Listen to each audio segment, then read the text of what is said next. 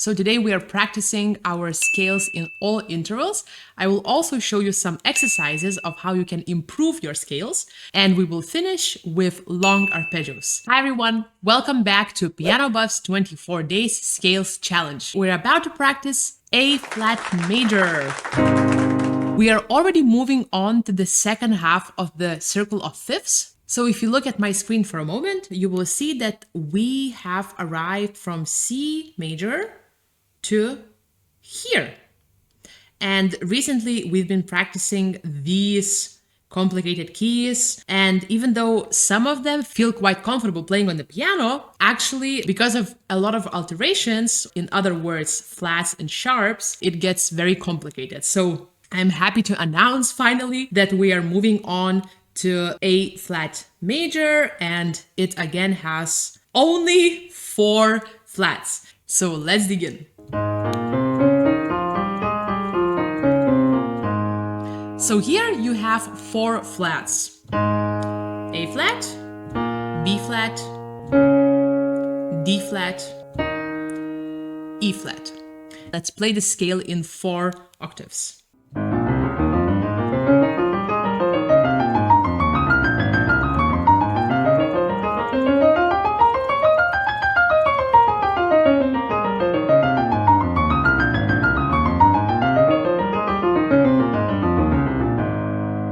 If this is too difficult for you, you can always play the same using only 2 octaves. So now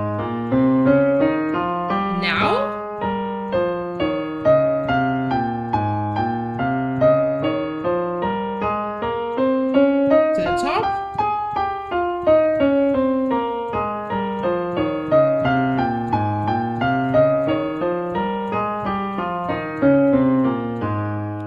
remember that to learn the contrary motion, it will take some time. You start your right hand with a thumb, and here, left hand with the 3rd finger.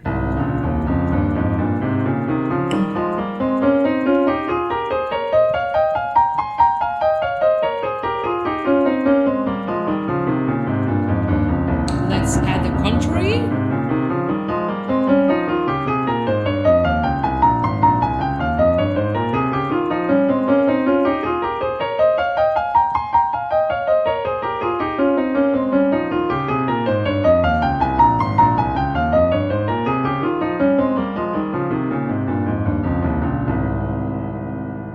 Now we will do exactly the same, but we will push our hand an octave higher, and by doing so, we get the interval of 10th.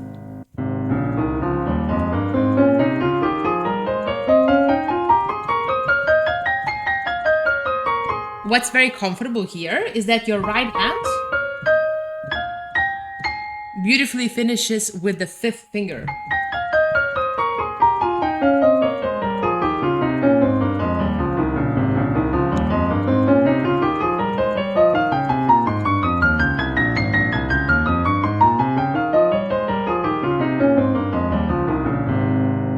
Let's check where we stand playing this fast.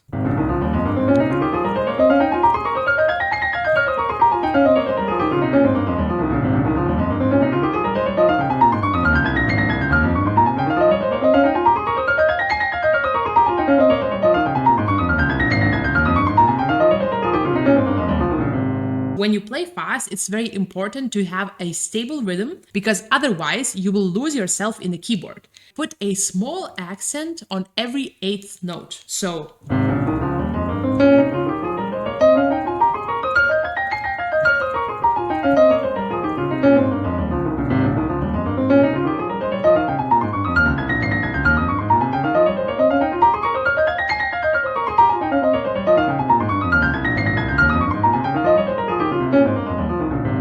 this works like small anchors. So instead of just playing this without any pulse, you add small anchors where you can refocus again.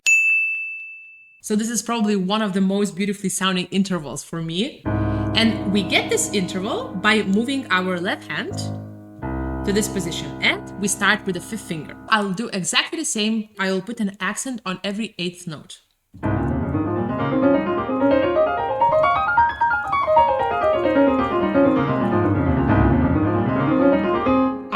Did you hear how my hands suddenly got out of sync? You can improve this by listening more attentively to your left hand.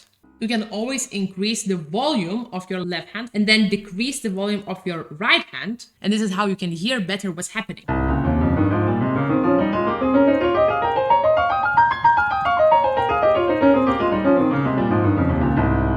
Then you can swap.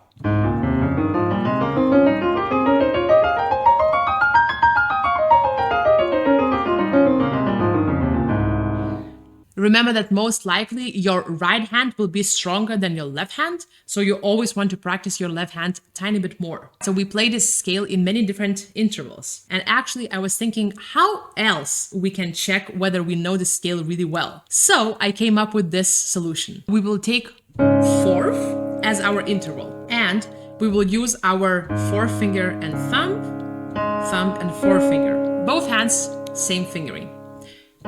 And we will play the scale in such motion. So like this, we are not only learning exactly how the scale looks like, but we are also training the rotation movement. We are training this movement, which is extremely important in piano playing.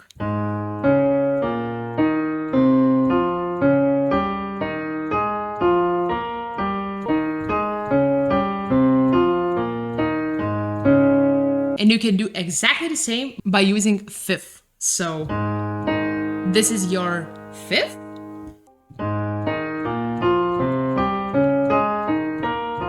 Again, rotation.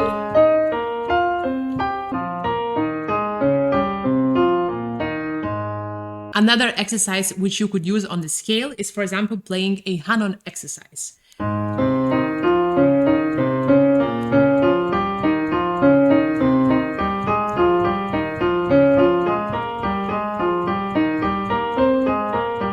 Even though you feel very good in this key, playing like this, once you take the Hanon and play this exercise, you will immediately feel that you are not so sure where the notes are. So even though you practice scales, try to always engage your brain and really think about what you're doing on the piano. Now let's play long arpeggios. So I immediately would like to show you how I practice my long arpeggios using the rhythmical variations.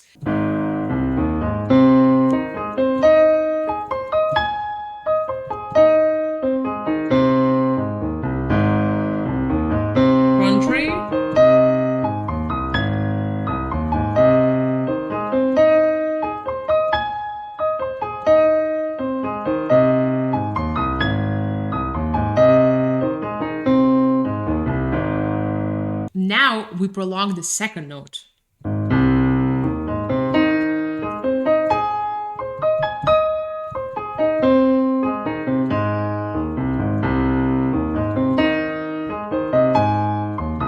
Now you can prolong the third note.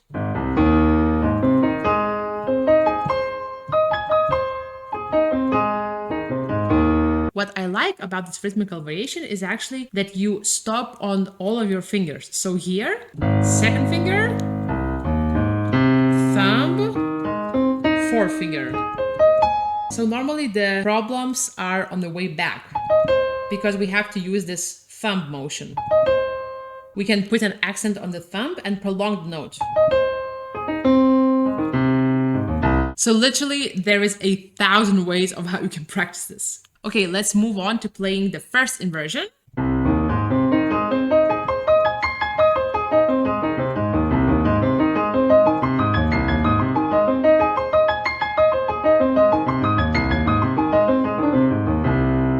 Another way of how you can practice this, positioning fourth and second finger together.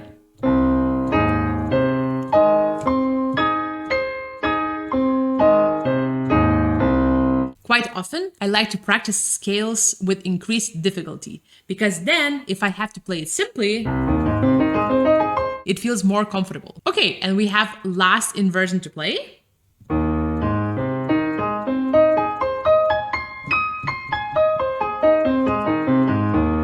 Always remember to move together with your body. Don't just stretch your hands. You want to move together and move your center.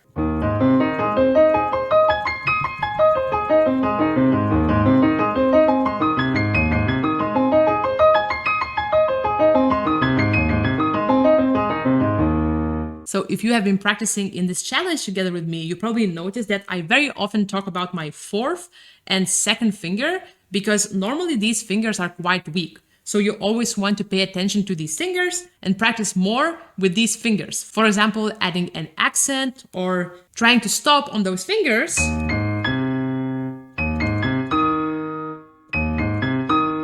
And really feel and remember the position of it. So this was A flat major, a beautiful key which we just learned today. And if you are enjoying these videos, please consider subscribing to our channel. Let us know in the comments which exercises you loved in this video. And if you would like to hear more from us, you can always join our patron community where we connect with our patrons directly. Thank you so much for joining today's practice, and I'll see you tomorrow.